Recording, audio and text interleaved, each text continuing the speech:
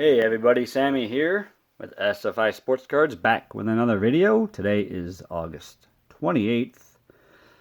Today I've got some different stuff to show. So let's get right into it. This first piece I've got, it's this Western Oil promotional photo. It is of Harmon Killebrew. I believe this is from 1962 or 63. Pretty cool image of the killer.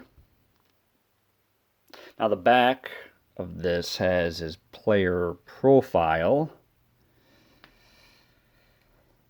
which also includes a lengthy bio up to his 1962 season. You see some stats right there. So it just basically lets you know like how awesome he was and the legendary feats he accomplished. And if you know Killebrew, there was much more to come as he was cementing his legacy as one of the greatest power hitters ever live. These photos, I can only find them of Minnesota Twins players in this era. Now the painting, I believe it was a painting, originally done by Nicholas Volpe, who had a very distinguished career painting sports figures, presidents, Hollywood stars. It was said he painted more actors in his career than anyone at the time that he was around. I'll try to frame it, and I'm sure I'll show it again once that is framed. But a pretty cool piece I came across, so figured I'd take it. So I'll prop this up here. Hopefully it'll stay there. Okay. Now to the cards. I want to start with a couple of rookie cards that I've had on my radar for a while, actually. So let's quickly discuss some long ball hitters, since we actually looked at that Killebrew photo. So I mean like guys that were known to like exit MLB stadiums, like just hitting moonshots. Guys like Cecil Fielder, I remember when I was growing up, he hit some moonshots. Mickey Mantle, obviously, he could launch the ball pretty far. Dave Kingman was another one. He had McGuire, Canseco, Darryl Strawberry. Dick Allen was another one. Let's see. I'm pretty sure some guys from the past, like Jimmy Fox and Hank Greenberg and Ralph Kiner, and I'm sure like Hack Wilson, I'm sure he had some prodigious shots in his day. But here is another guy. I've got this 1960 Frank Howard rookie card. One of the greatest home run hitters, and also has one of the top nicknames in the history of baseball, the Capital Punisher, which goes back to his days playing in Washington, D.C. with the Senators. Now, I didn't really want to overpay for this card, so I picked out one in condition I wanted, and was very happy with the price. Looks really clean. It does have some surface issues. You can see these small divots at the top. Right there, right above next to his cap. I'll kind of point it out, but you can kind of see it. And I think there is a scratch at the bottom. I don't know if I can make it out on this. Right there. Right across LA. For LA Dodgers, it's there. But, you know, at arm's length, looks good. Back looks good, no real complaints on it. Everything's legible, you can easily read it. And you can check out whatever you need to check out on the back here. I think I will eventually send this into SGC because I like Frank Howard. It's one of those cards where even if it comes back like authentic, if it's like miscut or something, it's just not a big deal to me. I just want it in a slab so I personally don't mess it up any more than it is.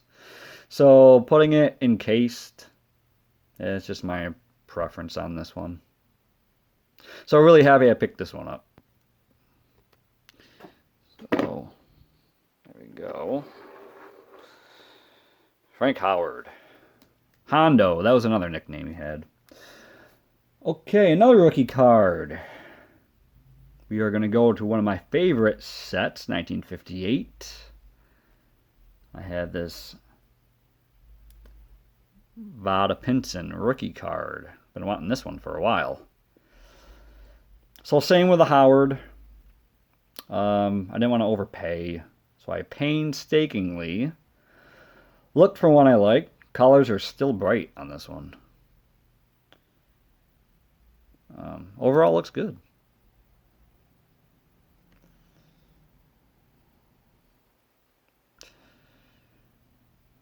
So there's some of a profile of him on the back. Very overlooked in the hobby. He was a legit star in the late 50s and throughout the 60s. Gold glove center fielder. Lightning fast, hit for power. Pretty good average. He led the league in hits twice, doubles twice, triples twice. He was a big deal coming up at a young age. They kind of labeled him as one of the next big stars of the game. So he had all the tools to be a great one. And he was a great for a while. Just never had that Hall of Fame career. But was an excellent player and a threat at the plate and on the base paths. So yeah, I've been wanting this one for a while, and glad I have it in my collection now. The 58 Vada Pinson. Okay.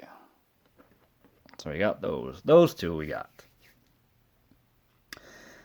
Now, I have been collecting 1985 Topps Tiffany cards. Now, the base set Topps 85 is the first pack I ever opened when I was a kid.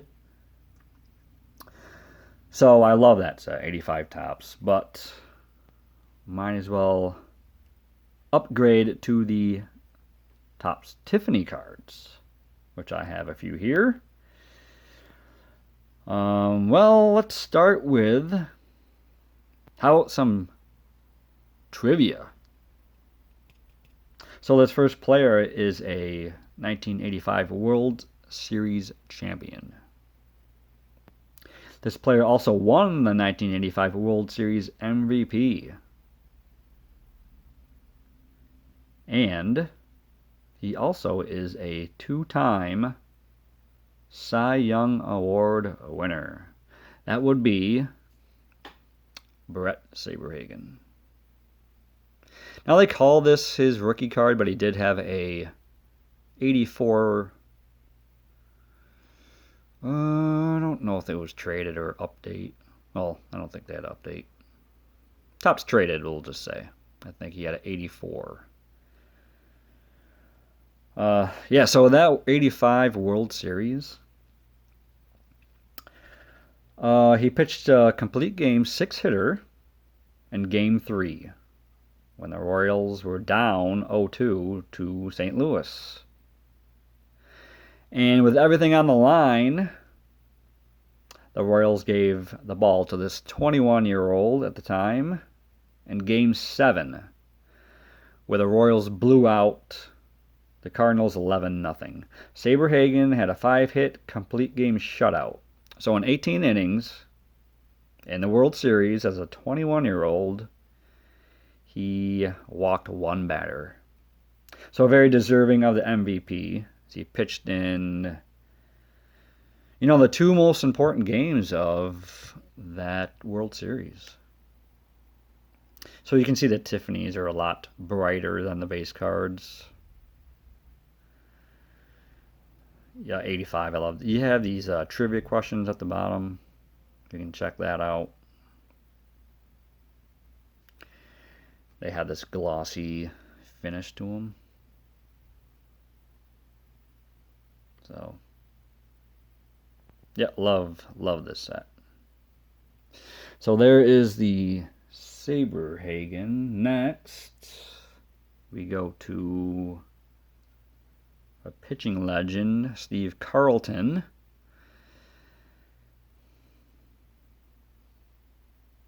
Great looking card here.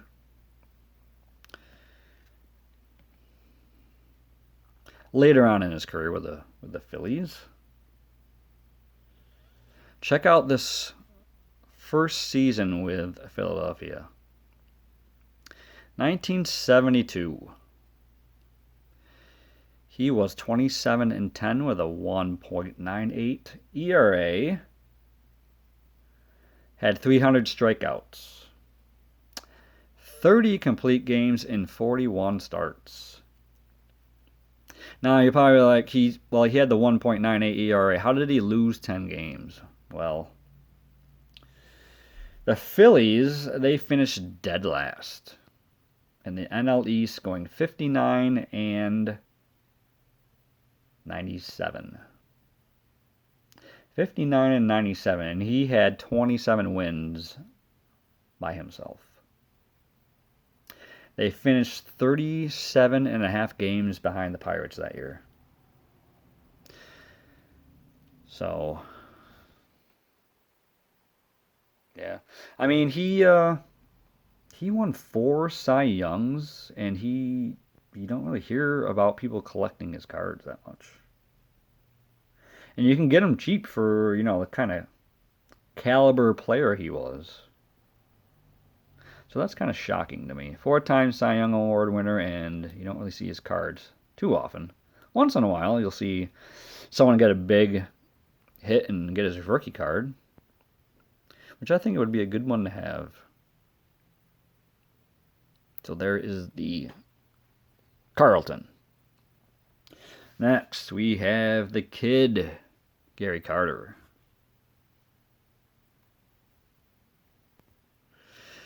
Great image of Carter in this one.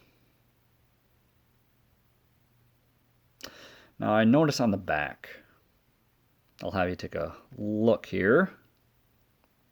So you might see there might be something missing on the back of this card. See if you can point it out. Well, look at that 1984 season, that stat line. He apparently did not drive in any runs that year because it is blank. I believe the base card is also like this.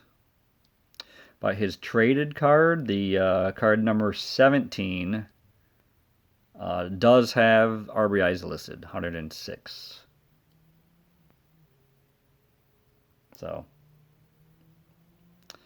just something, I quickly noticed that on this card. Yeah, G. Carter is what me and my friends call him. He was a great one.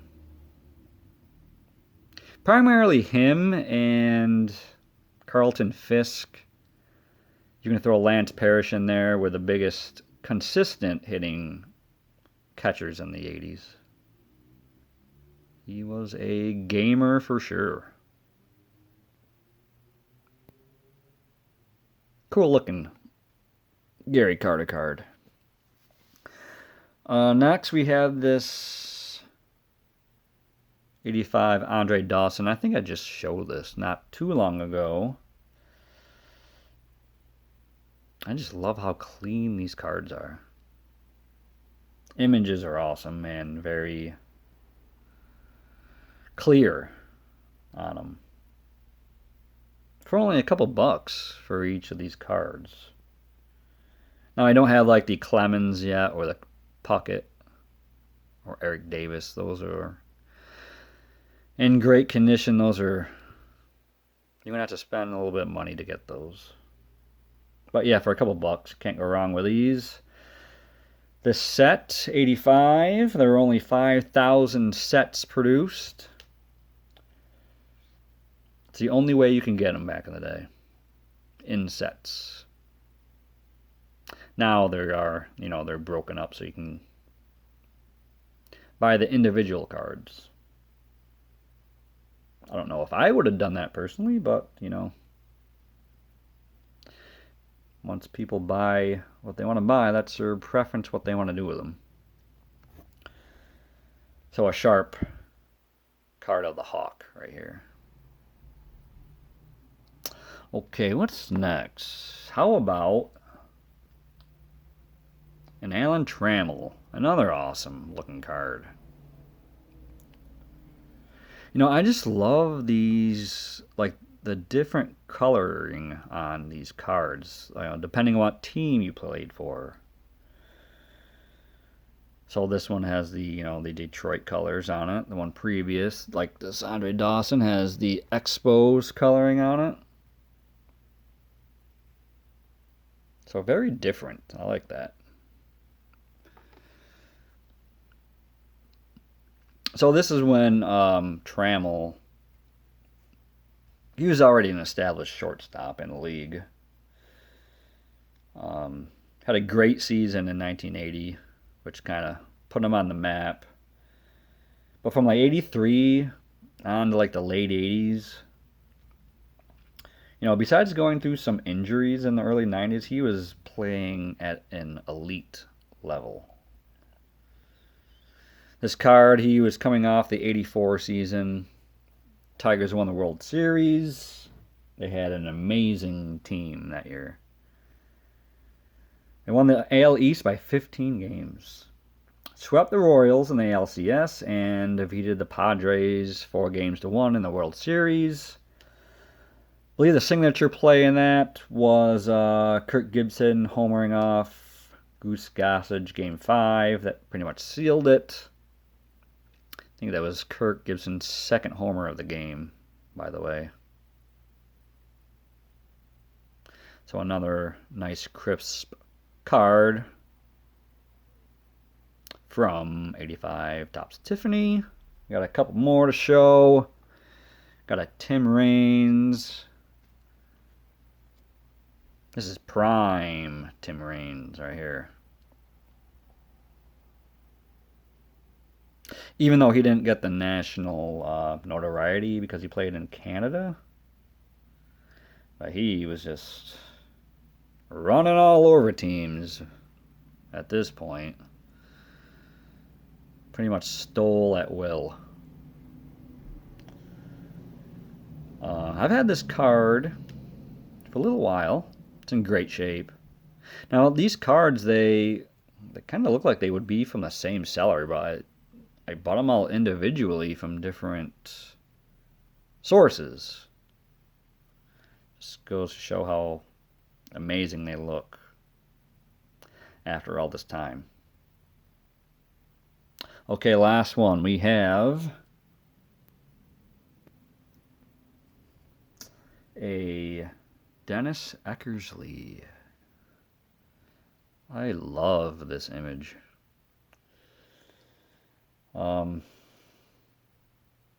Yeah, this card I like a lot. Like the colors on them, the image.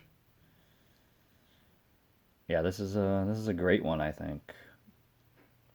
Now he played 2 more years with the Cubs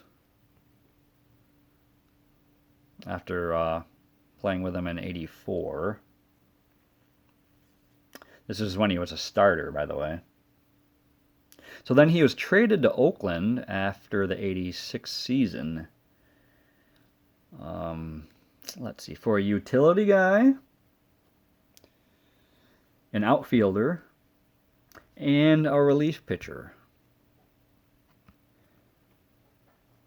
And all of those 3 players, not one of them played in the major leagues. So I would say that Oakland really stole one from the Cubs. And it's cool that the A's got him because he was born in Oakland. What do you know? And the rest is history.